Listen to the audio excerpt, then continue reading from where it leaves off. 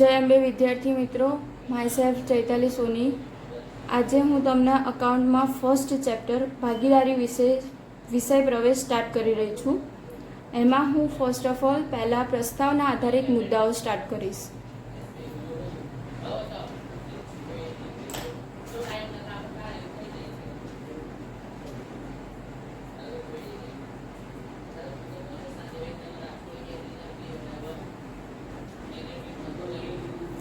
प्रस्तावनामांथी तमने short question पूछाई सके छे। पहलो तो कि भागीदारी पेढ़ी, तमारा चेप्टरनुं नाम छे कि भागीदारी विषय प्रवेश, एटले शॉर्ट क्वेश्चन एवो आई सके कि भागीदारी स्वरूपने जन्म केवी रीते मळ्यो। तो भागीदारी स्वरूपने जन्म मळ्यो। हवे तमारे धंधानुं स्वरूप अलग अलग होई शके छे। व्यक्तिगत मालिकीनी होई शके छे, भागीदारी पेढ़ी होई शके छे अने कंपनी होई शके। तो आपणे कयुं चेप्टर भणीए छीए कि भागीदारी। तो भागीदारीने स्वरूपने जन्म केवी रीते मळ्यो। तो पहला तो व्यक्तिगत मालिकी हशे। तो ए व्यक्तिगत मालिकीमां धंधानो मालिक पोते ज मूडी लावे अने संचालन करे। हवे धंधानो मालिक पोते केटલું કરી શકે કે ધંધામાં આખો દિવસ એ બેસી રહે તો પણ એ ધંધાને પહોંચી વળતો ના હોય અથવા મૂડીની વધારે જરૂર હોય, તો એની મર્યાદાને લીધે બીજું સ્વરૂપ અસ્તિત્વમાં આવ્યું કયું? ભાગીદારી। तो पहलो मुद्दो ए रीते बनशे, वैयक्तिक मालिकोनी पेढ़ीनी मूडी अने संचालन शक्तिनी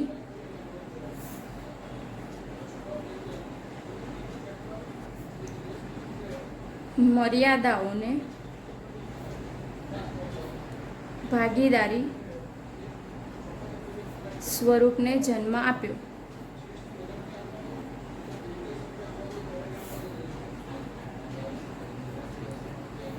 क्वेश्चन ए रीते पूछाई सके कि भागीदारी स्वरूपने जन्म केवी रीते मळ्यो। तो भागीदारी स्वरूपने जन्म कई मर्यादाओना लीधे मळ्यो। तो वैयक्तिक मालिकीनी पेढ़ीमां मूडी अने संचालन शक्तिनी मर्यादा होय। હવે મેં તમને કીધું કે વૈયક્તિક માલિકી એટલે કે એમાં માલિક કેટલો વ્યક્તિ કેટલા હોય? એક જ, ધંધાનો માલિક પોતે। તો ધંધાનો માલિક મૂડી લાવે, સંચાલન શક્તિ એટલે કે ધંધામાં રોજબરોજનું કામ એ બધું જ કોણે કરવું પડે? ધંધાના માલિકને। તો કોઈ એક વ્યક્તિ ધંધામાં પહોંચી વળતો ના હોય તો એ મર્યાદાને ધ્યાનમાં લઈને શું અસ્તિત્વમાં આવ્યું? ભાગીદારી પેઢી। તો હાઇલાઇટ કરું છું કે વૈયક્તિક માલિકીની मूडी अने संचालन शक्तिनी मर्यादाओने ध्यानमां लईने शानो जन्म मळ्यो? भागीदारी स्वरूपने। आगळ एक क्वेश्चन, शॉर्ट क्वेश्चन पूछाई शके छे।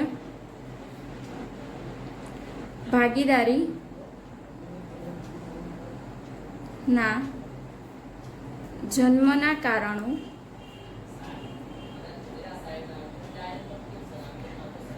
भागीदारीना जन्मना कारणों। હવે મેં તમને પહેલાં જ કીધું કે ભાગીદારી શેના લીધે અસ્તિત્વમાં આવી, કેમ અસ્તિત્વમાં આવી? તો વૈયક્તિક માલિકી હતી તો તેમાં મૂડી અને સંચાલન શક્તિની મર્યાદા હતી। તો એ મર્યાદાના લીધે શું અસ્તિત્વમાં આવ્યું? ભાગીદારી। હવે ભાગીદારી કેમ અસ્તિત્વમાં આવી? તો પહેલું એક કારણ હું લઉં કે ધારો કે એક વ્યક્તિ છે વૈયક્તિક માલિકીમાં। હવે એની પાસે મૂડી એ લાવી શકશે પણ ધંધાના રોજબરોજના કામમાં એ પહોંચી વળશે નહીં। तो शू एनो धंधो योग्य चालवानो? एटले के कहेवानो मतलब शुं छे के धंधामां एनी जोड़े मूडी पूरती छे पण संचालन शक्तिमां ध्यान आपी शकतो नथी। अथवा बीजुं रीजन ए बनी शके के एने संचालन शक्ति कार्य करवामां कुशळता छे पण ए मूडी लाई शकतो नथी। तो आ बधी मर्यादाना लीधे शुं अस्तित्वमां आवे छे? भागीदारी पेढ़ी। तो लखुं पहेला रीजन, एक व्यक्ति पासे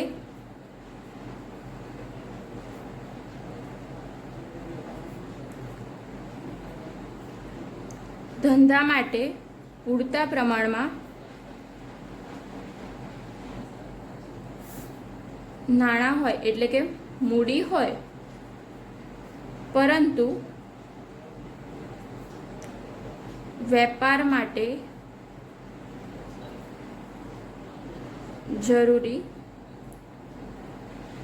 कुशळता न होय। कीधुं ए प्रमाणे કે નાણાં હોય પરંતુ કુશળતા ના હોય, એટલે કે કાર્ય કેવી રીતે કરવું એ એને ખબર ના હોય, તો શું ધંધો ચાલવાનો? ના. તેને બીજા વ્યક્તિની જરૂર પડશે, એટલે કે એના માટે શું જન્મ મળ્યો? ભાગીદારીને. હવે બીજું કારણ, આનાથી ઉલટું, કે જો વ્યક્તિ પાસે પૂરતી કુશળતા, કામ કરવાની આવડત ને બધું જ હોય, પરંતુ એ વ્યક્તિ પાસે નાણાં ના હોય, તો બીજા વ્યક્તિની જરૂર પડશે, એટલે કે એક વ્યક્તિથી લઈને પછી આગળ બીજો વ્યક્તિ આવ્યો, તો શું અસ્તિત્વમાં આવે? ભાગીદારી. તો એના માટેનું રીઝન લખું, વ્યક્તિ પાસે જરૂરી કુશળતા હોય પરંતુ પૂરતા પ્રમાણમાં નાણાં ન હોય.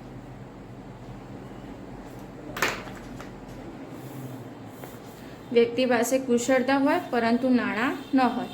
હા, અને એ પણ ખબર હોવી જોઈએ કે ભાગીદારી વસ્તુ શું છે, કે ભાગીદારીમાં વ્યક્તિ ઓછામાં ઓછા કેટલા હોવા જોઈએ? બે કે તેથી વધુ વ્યક્તિઓ. એટલે વૈયક્તિક માલિકીમાં વ્યક્તિ કેટલો હોય? એક જ.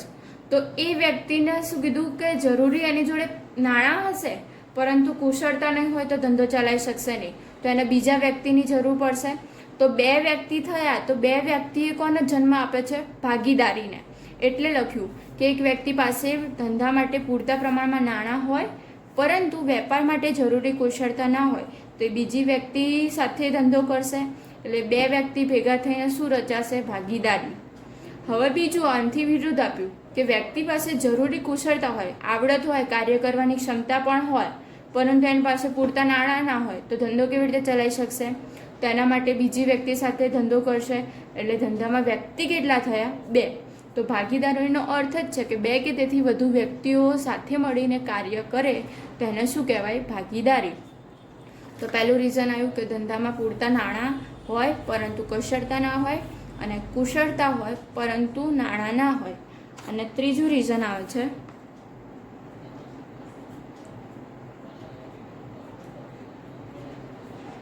ધંધાનું જોખમ વહેંચવાનું હોય વગેરે. શું કીધું? હવે ધંધાનું જોખમ. હવે વૈયક્તિક માલિકી અને ભાગીદારી, હજુ રિપીટ કરું છું, વૈયક્તિક માલિકી અલગ, ધંધાના સ્વરૂપ અલગ અલગ છે. વૈયક્તિક માલિકી, ભાગીદારી પેઢી, કંપની સ્વરૂપ. હવે વૈયક્તિક માલિકીમાં વ્યક્તિ કેટલો? ધંધાનો માલિક પોતે એક જ હોય, તો ધંધામાં જે પણ નુકસાન આવશે તો એ નુકસાન કોને પહોંચી વળવાનું? એક વ્યક્તિ માટે જ. સપોઝ 10 લાખનું નુકસાન આવ્યું, તો 10 લાખનું નુકસાન કોના માથે આવવાનું? વૈયક્તિક માલિકીમાં એક જ વ્યક્તિને. અને બીજો ઓપ્શન આપણી જોડે કોણ છે? ભાગીદારી પેઢી. કે ભાગીદારી પેઢીમાં વ્યક્તિ કેટલા? બે કે તેથી વધુ વ્યક્તિ. તો જો ભાગીદારી પેઢીમાં વ્યક્તિ બે હોય અને નુકસાન થયું હોય 10 લાખ, તો એ અને બી ભાગીદારો હોય તો એ પોતાના માથે અલગ અલગ એમનું નુકસાન આવી શકે. 10 લાખ એકના માથે જ આવશે નહીં. એટલે કે ધંધાનું જોખમ વહેંચવાનું હોય ત્યારે પણ ભાગીદારી પેઢી માટે એ ફાયદારૂપ બને છે કે એક વ્યક્તિ માથે જે નુકસાન આવી પડતું નથી. ફરીથી ક્વેશ્ચન પૂછાય કે ભાગીદારીનું સ્વરૂપનું જન્મ કોણે આપ્યું? તો વૈયક્તિક માલિકીની મૂડી અને સંચાલન શક્તિની મર્યાદાને લીધે ભાગીદારી સ્વરૂપને જન્મ મળ્યો. સેકન્ડ ક્વેશ્ચન પૂછાય કે ભાગીદારીના જન્મના કારણો શું? તો સિમ્પલ છે કે જો નાણાં હોય વ્યક્તિ પાસે, એક વ્યક્તિ પાસે નાણાં હોય પરંતુ એની પાસે પૂરતી કુશળતા ના હોય. એનાથી ઊંધું કે પૂરતી કુશળતા એટલે કે જરૂરી કુશળતા હોય, સંચાલન કરવાની આવડત હોય, કાર્ય કરવાની ક્ષમતા હોય, પરંતુ તેના પાસે પૂરતા નાણાં ન હોય. અને થર્ડ રીઝન શું બને છે? કે ધંધાનું જોખમ વહેંચવાનું હોય વગેરે. આ આપણા શું બનશે? ભાગીદારીના જન્મના કારણો.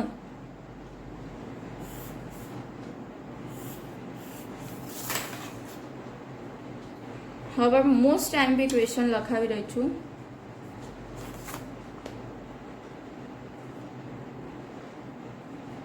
ભાગીદારીનો અર્થ અને વ્યાખ્યા.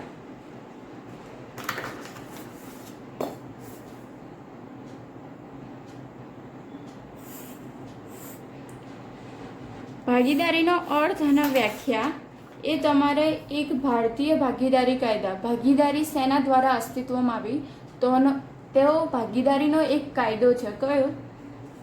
તો વ્યાખ્યા લખીએ ત્યારે પહેલાં લખવાનું ભારતીય ભાગીદારી કાયદા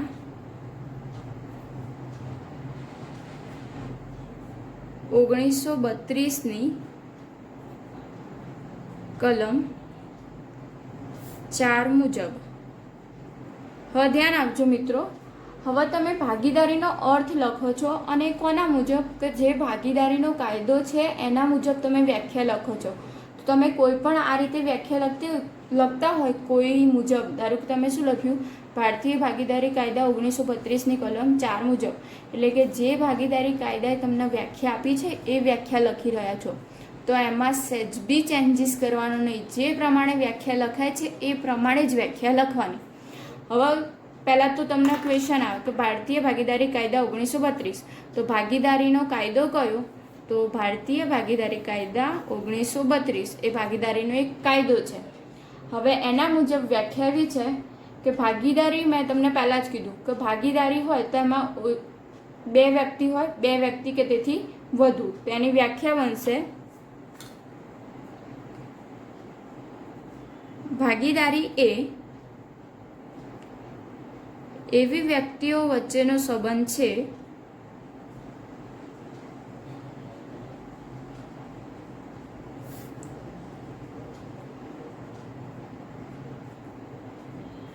કે જેઓ બધા દ્વારા અથવા બધા વતી તેમનામાંની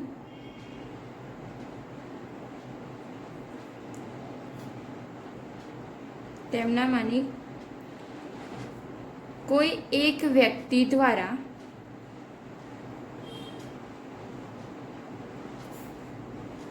ચલાવાતા ધંધાનો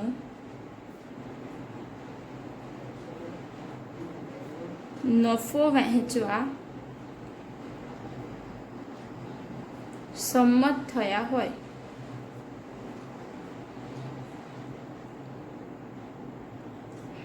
શું કીધું?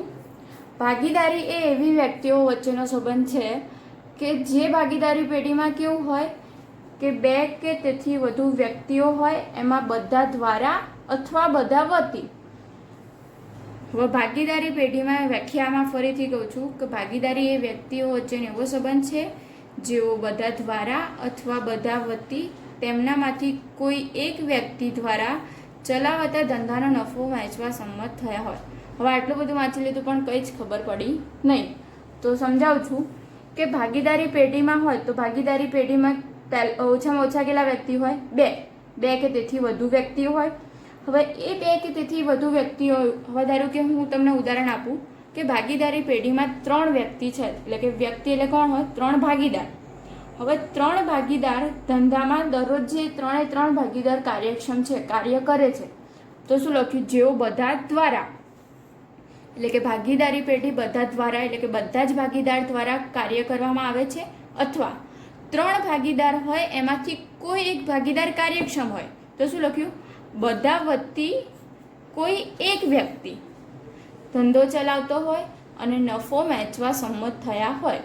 ફરીથી રિપીટ કરું કે ભાગીદારી પેઢી તમારી હોય તો 3 વ્યક્તિની સપોઝ હોય. ઉદાહરણ, હવે 3 વ્યક્તિ છે તો પહેલું ઓપ્શન કે બધા દ્વારા, એટલે કે 3 વ્યક્તિ ધંધો કરતા હોય, અથવા 3માંથી કોઈ એક વ્યક્તિ. તો વ્યાખ્યા બની કે જેઓ બધા દ્વારા અથવા બધા વતી તેમનામાંથી કોઈ એક વ્યક્તિ દ્વારા ધંધો ચાલતો હોય, પણ નફો તો કોના વચ્ચે વહેંચાશે? 3 ભાગીદારો વચ્ચે. એટલે વ્યાખ્યા બને છે ભારતીય ભાગીદારી કાયદા 1932ની કલમ 4 મુજબ ભાગીદારી એ એવી વ્યક્તિઓ વચ્ચેનો સંબંધ છે કે જેઓ બધા દ્વારા અથવા બધા વતી તેમનામાંથી કોઈ એક વ્યક્તિ દ્વારા ચલાવતા ધંધાનો નફો વહેંચવા સંમત થયા હોય. ખબર પડી? ફરીથી રિપીટ કરું છું. ભાગીદારીમાં મેં તમને ઉદાહરણ આપ્યું કે 3 વ્યક્તિ હોય તો 3 વ્યક્તિઓ કાર્ય કરશે, અથવા 3માંથી કોઈ એક. પણ નફો તો કેટલા વચ્ચે વહેંચાય? ત્રણેય વચ્ચે, તેના પરથી બનાવી શકાય કે જેઓ બધા દ્વારા અથવા બધા વતી તેમનામાંથી કોઈ એક વ્યક્તિ દ્વારા ચલાવતા ધંધાનો નફો વહેંચવા સંમત થયા હોય. આ તમારી ભાગીદારીની વ્યાખ્યા છે. એટલે તમારે એક્ઝેક્ટ આટલું લખવું પડશે કે ભારતીય ભાગીદારી કાયદા 1932ની કલમ 4 મુજબ ભાગીદારી એ એવી વ્યક્તિઓ વચ્ચેનો સંબંધ છે જેઓ બધા દ્વારા અથવા બધા વતી તેમનામાંથી કોઈ એક વ્યક્તિ દ્વારા ચલાવતા ધંધાનો નફો વહેંચવા સંમત થયા હોય. હવે આગળ આવે છે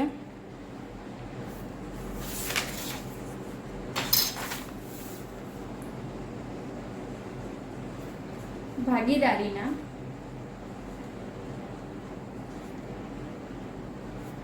લક્ષણો.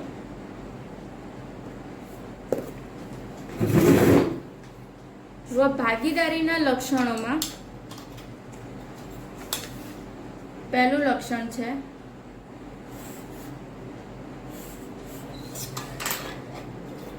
કરારથી અસ્તિત્વ.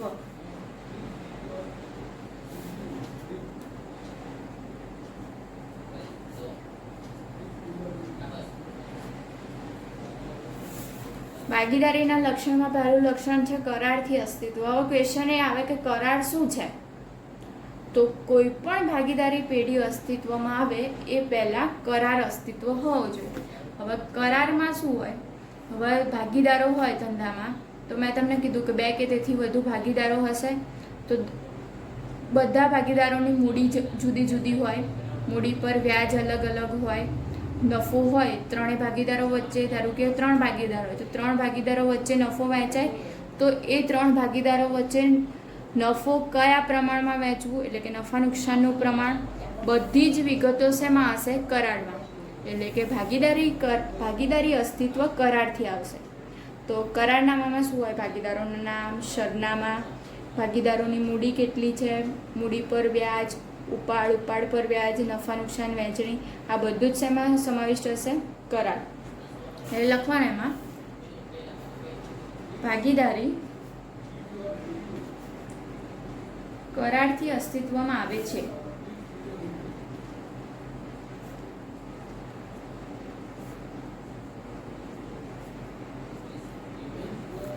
હવે આ કરાર 2 રીતે હોઈ શકે, લેખિત અથવા મૌખિક. ભાગીદારી કરાર લેખિત અથવા મૌખિક હોઈ શકે.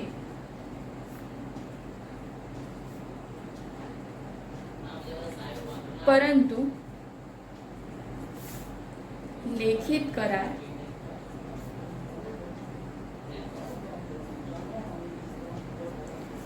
ઇચ્છનીય છે. ફરીથી ભાગીદારીના લક્ષણમાં પહેલું લક્ષણ છે કરારથી અસ્તિત્વ. તો મેં તમને કીધું કે કરાર છે શું? તો ભાગીદારી સૌપ્રથમ અસ્તિત્વ શેનાથી આવશે? કરાર. કે જ્યારે પણ ભાગીદારી થાય તો એમાં કરાર હોવો જરૂરી છે. તો કરાર 2 રીતે હોઈ શકે, લેખિત અને મૌખિક, ગમે તે હોઈ શકે. પણ વધુ કયો ઇચ્છનીય છે? લેખિત. તમારે 1 માર્કમાં શોર્ટ ક્વેશ્ચન પૂછાઈ શકે કે ભાગીદારી કરારનામું લેખિત હોવું ઇચ્છનીય છે, શા માટે? હવે લેખિત હોય, હવે ભવિષ્યમાં કોઈ ઝઘડા થયા, કોઈ વહીવટી પ્રશ્નો થયા તો એ વહીવટી પ્રશ્નના નિકાલ માટે લેખિત કરારનામું પ્રૂફ તરીકે કામ આવશે. હવે મૌખિક કરાર કર્યો હોય તો મૌખિક કરારમાં કોઈ આપણી જોડે પ્રૂફ હશે? ના. પણ લેખિત કરાર હશે તો આપણી જોડે પ્રૂફ હશે. એટલે ક્વેશ્ચન આન્સર એવી રીતે લખવાનું કે વહીવટી પ્રશ્નના નિકાલ માટે લેખિત કરારનામું હોવું જરૂરી છે અથવા ઇચ્છનીય છે. બીજું લક્ષણ આવે છે નફાનો હેતુ.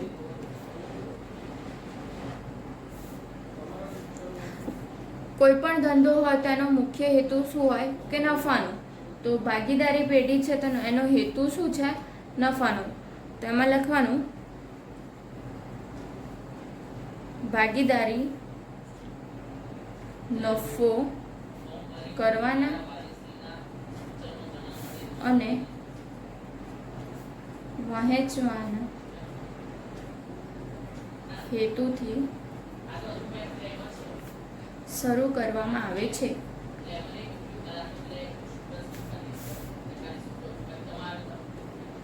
એનો હેતુ શું હોય? નફાનો.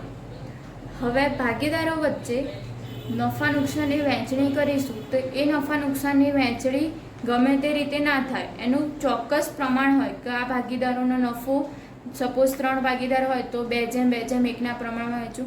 તે બધું નક્કી શેમાં હોય? ભાગીદારી કરારમાં. તો લખવાનું કે ભાગીદારો વચ્ચે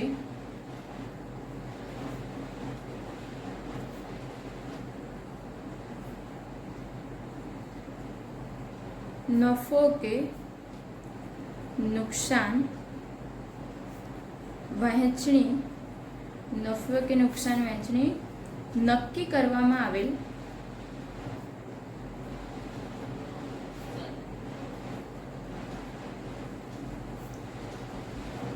પ્રમાણ આધારિત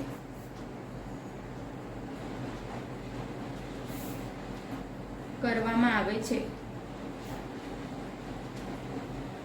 મેં તમને પહેલાં જ કીધું કે નફો નુકસાન થયો હોય તો નફો નુકસાન ગમે તે પ્રમાણમાં વહેંચી દેશું ના. જ્યારે પણ ભાગીદારી અસ્તિત્વમાં આવી છે તો શેના દ્વારા અસ્તિત્વમાં આવે છે? કરાર દ્વારા. અને એ કરારમાં ભાગીદારીના નફા નુકસાનનું પ્રમાણ પણ નક્કી જ હશે અને એ નક્કી કરેલ પ્રમાણમાં જ ભાગીદારનો નફો અથવા નુકસાન વહેંચી શકાય. હવે એમાં એક ક્વેશ્ચન આવે કે જો કરારમાં જોગવાઈ ન કરી હોય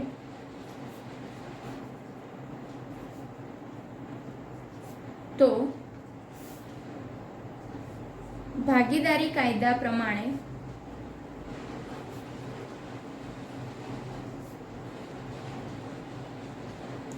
સરખા પ્રમાણમાં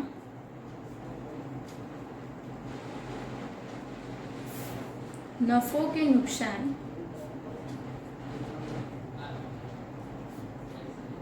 વહેંચવામાં આવે છે. શું કીધું? કે જો કરારનામામાં જોગવાઈ ન કરી હોય તો ભાગીદારીનો કાયદો છે કે નફા નુકસાનનું પ્રમાણ કેવું રાખવું? દરેક ભાગીદારો વચ્ચે સરખું. તો પહેલો લક્ષણ છે કરારથી અસ્તિત્વ. તો ભાગીદારી પેઢી શેના દ્વારા અસ્તિત્વમાં આવે છે? કરારથી. કરાર કેવો હોઈ શકે? લેખિત અને મૌખિક, એટલે કે બંને હોય, અથવા લેખિત હોઈ શકે અથવા મૌખિક હોઈ શકે, પણ વધુ કયો ઈચ્છનીય છે? લેખિત. હવે તમારું ત્રીજું લક્ષણ આવશે કાયદેસરનો ધંધો. ભાગીદારી પેઢી એ કેવો ધંધો છે? કાયદેસરનો.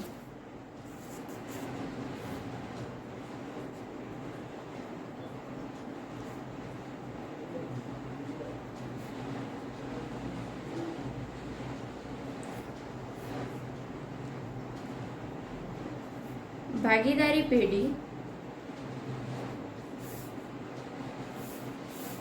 કાયદેસરનો ધંધો ચલાવવા માટે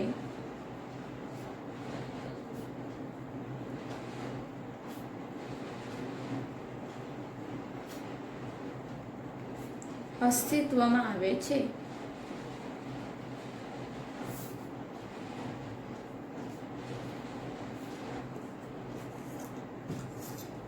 આમાં કોઈ જ આગળ નહીં લખવાનું, ખાલી એટલું કહી દેવાનું કે કાયદેસરનો ધંધો. તો ભાગીદારી પેઢી શેના માટે અસ્તિત્વમાં આવે?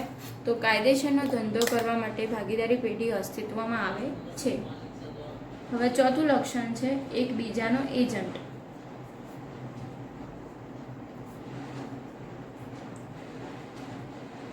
હવે એકબીજાનો એજન્ટ એટલે શું? કે ભાગીદારી પેઢીમાં બધા ભાગીદારો, વ્યાખ્યા પ્રમાણે મેં તમને કીધું હતું કે વ્યાખ્યા શું હતી ભારતીય ભાગીદારી કાયદા મુજબ? તો ભારતીય ભાગીદારી કાયદા મુજબ 1932ની કલમ 4 મુજબ ભાગીદારી એવી વ્યક્તિઓ વચ્ચેનો સંબંધ છે જેઓ બધા દ્વારા અથવા બધા વતી તેમનામાંથી કોઈ એક વ્યક્તિ દ્વારા ચલાવાતા ધંધાનો નફો વહેંચવા સંમત થાય. એટલે કે બધા દ્વારા પણ ધંધો ચાલી શકે છે અથવા બધા વતી કોઈ એક વ્યક્તિ દ્વારા પણ ધંધો ચાલી શકે. અને નફો કોના વચ્ચે વહેંચાય? બધા ભાગીદારો વચ્ચે. તો એ જ પ્રમાણે લખવાનું કે ભાગીદારી પેઢીનો ધંધો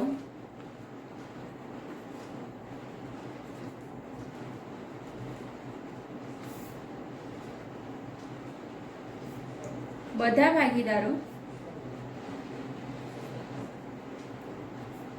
સાથે મળીને અથવા બધા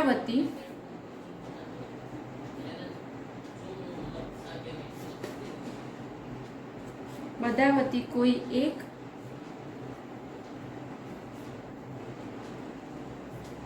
અથવા વધુ ભાગીદારો ચલાવે છે. વ્યાખ્યામાં જેમ લખ્યું હતું એમ કે ભાગીદારી પેઢીનો ધંધો કોના દ્વારા હોય? બધા વતી અથવા બધા વતી કોઈ એક. તો આને સિમ્પલ લેંગ્વેજમાં લખ્યું કે બધા ભાગીદારો સાથે મળીને કાર્ય કરે, અથવા બધા વતી કોઈ એક કરે, અથવા ધારો કે 4 ભાગીદાર હોય તો 4 ભાગીદારમાંથી 2 ભાગીદાર કરતા હોય, એટલે કે બધા દ્વારા, એટલે કે 4 એ 4 ઉદાહરણ આપ્યું એ પ્રમાણે 4 એ 4 ભાગીદારો કાર્ય કરતા હોય, અથવા 4માંથી કોઈ એક વ્યક્તિ કરતો હોય, અથવા 4માંથી કોઈ 2 વ્યક્તિ કરતો હોય. એટલે કે ઇન શોર્ટ બધા દ્વારા અથવા બધા વતી કોઈ એક ભાગીદાર કાર્ય કરતો હોય તો એ ભાગીદારી પેઢી ચાલશે અને ભાગીદારી પેઢીનો નફો બધા ભાગીદારો વચ્ચે વહેંચાશે. માટે આમ એક ભાગીદાર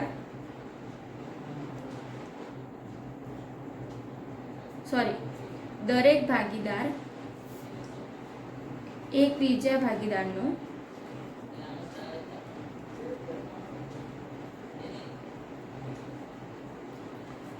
એજન્ટ છે. આપણે એકબીજાનો એજન્ટ એમાં શું લખવાનું કે બધા ભાગીદારો શું કરે છે? એક સાથે, એટલે કે બધા વતી, એટલે કે બધા દ્વારા પણ ધંધો ચાલતો હોય અથવા બધા દ્વારા કોઈ એક વ્યક્તિ ધંધો ચાલતો હોય તો એકબીજાના કામમાં એ લોકો સપોર્ટ કરે. માટે દરેક ભાગીદાર એક બીજા ભાગીદારનો એજન્ટ છે. હવે આવશે 5મું લક્ષણ, સભ્ય સંખ્યા.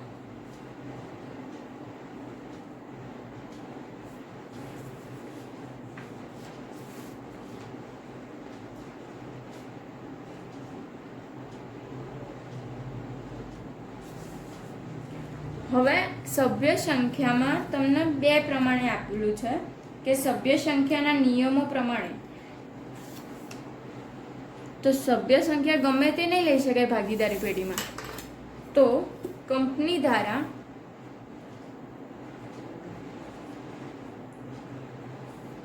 2013ની કલમ 464 પ્રમાણે ભાગીદારી પેઢીમાં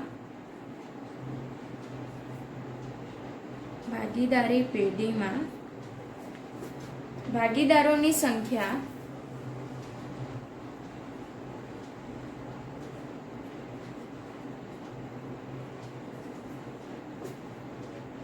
સૌથી વધુ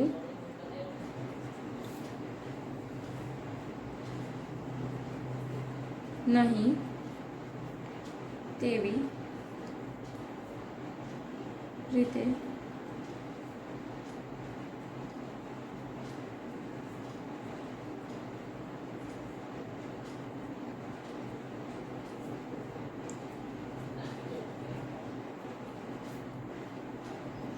શું કીધું કે કંપની ધારા 2013ની કલમ 464 પ્રમાણે કે ભાગીદારી પેઢીમાં 100થી વધુ વ્યક્તિ થવા જોઈએ નહીં.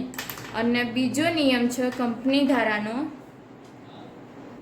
એટલે કે હાલમાં કંપનીના રૂલ્સ બદલાયા એ પ્રમાણે કંપની નિયમ 2014 મુજબ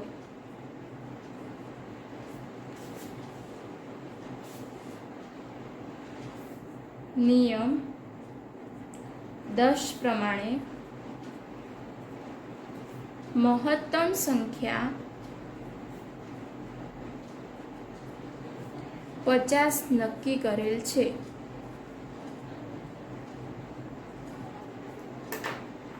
તમારે સિમ્પલ રીતે લખવું હોય સભ્ય સંખ્યામાં તો લખી દેવાનું કે કંપની ધારા 2013ની કલમ મુજબ કલમ 464 પ્રમાણે ભાગીદારોની મહત્તમ સંખ્યા 100, જ્યારે 2014 મુજબ, એટલે કે કંપની નિયમ 2014 મુજબ મહત્તમ સંખ્યા 50 નક્કી કરેલ છે. ફરીથી કરારથી અસ્તિત્વ, તો ભાગીદારી શેના દ્વારા અસ્તિત્વમાં આવે? કરારથી. કરાર કેવો હોય? લેખિત અથવા મૌખિક. ઈચ્છનીય કયો વધારે? લેખિત. નફાનો હેતુ, તો ભાગીદારો નફો કરવાના હેતુથી અસ્તિત્વમાં આવે છે. એમાં નફા નુકસાનનું પ્રમાણ ચોક્કસ નક્કી કરેલું હોય. જો કરારનામામાં જોગવાઈ ન હોય તો સરખા હિસ્સે નફો વહેંચે છે. કાયદેસરનો ધંધો, તો ભાગીદારી પેઢી કાયદેસરનો ધંધો કરવા માટે અસ્તિત્વમાં આવે છે. એકબીજાનો એજન્ટ, તો તમારે વ્યાખ્યા મુજબ લખવાનું કે ભાગીદારી પેઢીમાં બધા ભાગીદારો અથવા ભાગીદારો વતી કોઈ એક વ્યક્તિ દ્વારા ધંધો ચલાવાતો હોય છે, માટે દરેક ભાગીદાર એકબીજાનો એજન્ટ છે. સભ્ય સંખ્યામાં 2013ની કંપની ધારા 2013ની કલમ 464 પ્રમાણે ભાગીદારોની મહત્તમ સંખ્યા કેટલી હોવી જોઈએ? 100. જ્યારે કંપનીનો નિયમ 2014ના નિયમ 10 પ્રમાણે મહત્તમ સંખ્યા 50 નક્કી કરેલ છે. હવે આવશે અમર્યાદિત જવાબદારી.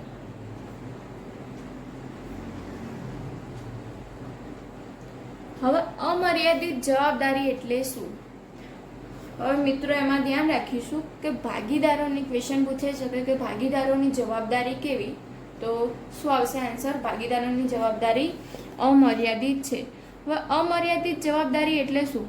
હવે પેઢીમાં કોઈ એક નુકસાન આવ્યું, હવે એ નુકસાન આપણે ધંધાની એટલે કે પેઢીની મિલકતો વહેંચી દીધી અને એનાથી આપણે નુકસાન ભરપાઈ કર્યું, તો પણ નુકસાન આપણે ભરપાઈ કરી શકતા નથી, તો પણ હજી ધંધામાં આપણું નુકસાન રહે છે.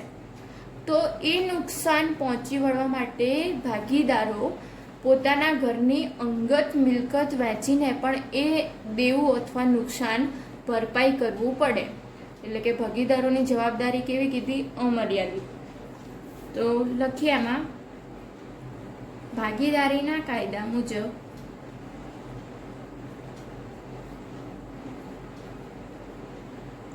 પેઢીનું દેવું જો પેઢીની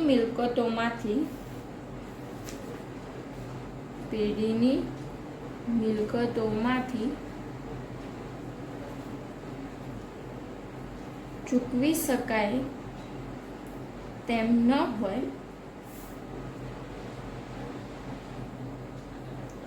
તો ભાગીદારોની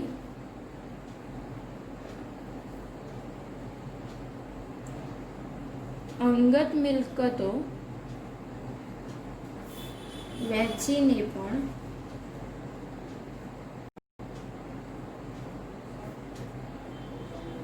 પેઢીની જવાબદારી ચૂકવવામાં આવે છે. શું કીધું? ભાગીદારીના કાયદા મુજબ જો પેઢીનું દેવું પેઢીની મિલકતોમાંથી ચૂકવી શકાય તેમ ન હોય તો ભાગીદારો અંગત મિલકત વહેંચીને પણ જવાબદારી ચૂકવી શકે. સિમ્પલ કે પેઢીનું દેવું હોય, હવે એ પેઢીનું દેવું આપણે ચૂકવ્યું શેમાંથી? પેઢીની મિલકતમાંથી, છતાં પણ પેઢીનું દેવું હજી ચૂકવવાનું બાકી છે, તો એ પેઢીનું દેવું કેવી રીતે ચૂકવાશે? તો બધા ભાગીદારો પોતાના એટલે કે અંગત મિલકત વહેંચીને પણ પેઢીનું દેવું ચૂકવે છે, માટે ભાગીદારોની જવાબદારી કેવી છે? અમર્યાદિત. તેમાં આગળ લખીએ કે આમ દરેક ભાગીદારની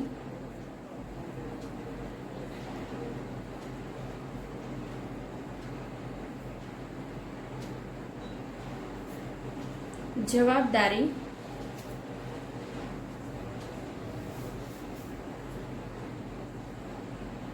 અમર્યાદિત ગણાય છે. ફરીથી અમર્યાદિત જવાબદારી એટલે શું? કે જો પેઢીનું દેવું પેઢીની મિલકતો વહેંચીને પણ ચૂકવી શકાય તેમ નહીં તો ભાગીદારો શું કરશે? પોતાની અંગત મિલકત વહેંચીને પણ એ પેઢીનું દેવું એટલે કે જવાબદારી ચૂકવશે. માટે દરેક ભાગીદારની જવાબદારી કેવી? અમર્યાદિત. અને છેલ્લું લક્ષણ આવે છે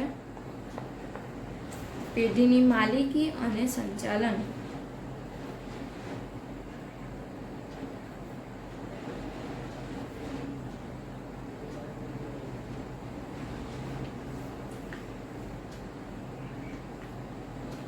ભાગીદારો ધંધાના માલિકો હોય છે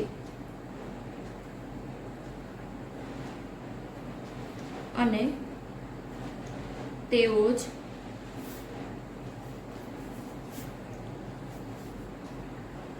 ધંધાનું સંચાલન કરે છે.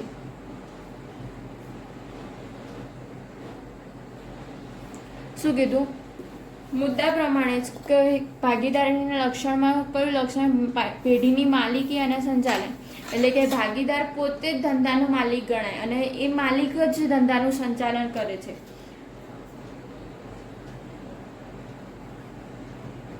ભાગીદારી પેઢીનું સંચાલન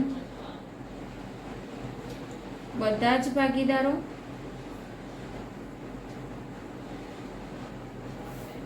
અથવા બધા વતી કોઈ એક અથવા વધુ ભાગીદારો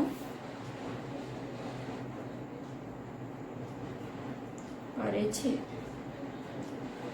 વ્યાખ્યા પ્રમાણે ભાગીદારો, પહેલા તો મુદ્દા પ્રમાણે કે પેઢીની માલિકી અને સંચાલન, તો ભાગીદારો હોય એ ધંધાના માલિક પણ હોય અને સંચાલન પણ તેમના દ્વારા કરવામાં આવે. અને સંચાલન કોના દ્વારા થાય? તો બધા ભાગીદાર દ્વારા પણ થઈ શકે અથવા બધા વતી કોઈ એક અથવા વધુ વ્યક્તિ દ્વારા સંચાલન થઈ શકે છે. તો આપણા ભાગીદારીના લક્ષણો હતા આટલા 7. એમાં પહેલું લક્ષણ કરારથી, તો એમાં લખવાનું કે ભાગીદારી કરારથી અસ્તિત્વમાં આવે. લેખિત અથવા મૌખિક હોઈ શકે. લેખિત ઇચ્છનીય. નફાનો હેતુ, તો નફાના હેતુમાં લખવાનું કે ભાગીદારી નફો કરવાના અને વહેંચવાના હેતુથી શરૂઆત થાય. એમાં નક્કી કરેલ નફા નુકસાન વહેંચણીના પ્રમાણે નફો વહેંચાય. કરારનામામાં જોગવાઈ ન હોય તો નફો સરખા હિસ્સે વહેંચવામાં આવે છે. કાયદેસરનો ધંધો, તો પોઈન્ટ રિલેટેડ કે ભાગીદારી પેઢી કાયદેસરનો ધંધો ચલાવવા માટે અસ્તિત્વમાં આવે છે. એકબીજાને એજન્ટ માટે તમારે વ્યાખ્યા યાદ રાખવાની કે ભાગીદારી પેઢીમાં બધા દ્વારા અથવા બધા વતી કોઈ એક વ્યક્તિ દ્વારા અથવા વધુ વ્યક્તિઓ દ્વારા કાર્ય કરવામાં આવે છે અથવા ભાગીદારી ચાલે છે. માટે દરેક ભાગીદાર એકબીજા ભાગીદારનો એજન્ટ છે. સભ્ય સંખ્યામાં 2 નિયમ યાદ રાખવાના. કંપની ધારા 2013ની કલમ 464 પ્રમાણે ભાગીદારોની મહત્તમ સંખ્યા કેટલી? 100. જ્યારે 2014ના નિયમ 10 પ્રમાણે મહત્તમ સંખ્યા કેટલી? 50. અમર્યાદિત જવાબદારીમાં કમ્પેરિઝન કોની કરવાની? પેઢીનું દેવું અને મિલકત. એટલે કે જો પેઢીનું દેવું પેઢીની મિલકત વેચીને પણ દેવું ચૂકવી શકાયું નહીં તો ભાગીદારો શું કરશે? પોતાની અંગત મિલકત વેચીને પણ પેઢીની જવાબદારી ચૂકવે છે. માટે ભાગીદારોની જવાબદારી કેવી છે? અમર્યાદિત. અને છેલ્લું લક્ષણ છે પેઢીની માલિકી અને સંચાલન. કે ભાગીદારો હોય તો એ ધંધાના માલિક પણ ગણાય અને પોતાના દ્વારા સંચાલન પણ થતું હોય. એટલે કે બધા દ્વારા અથવા બધા વતી કોઈ એક અથવા વધુ વ્યક્તિઓ સંચાલન કરે છે. આટલા સુધી આપણે રાખીશું. જય અંબે વિદ્યાર્થી મિત્રો.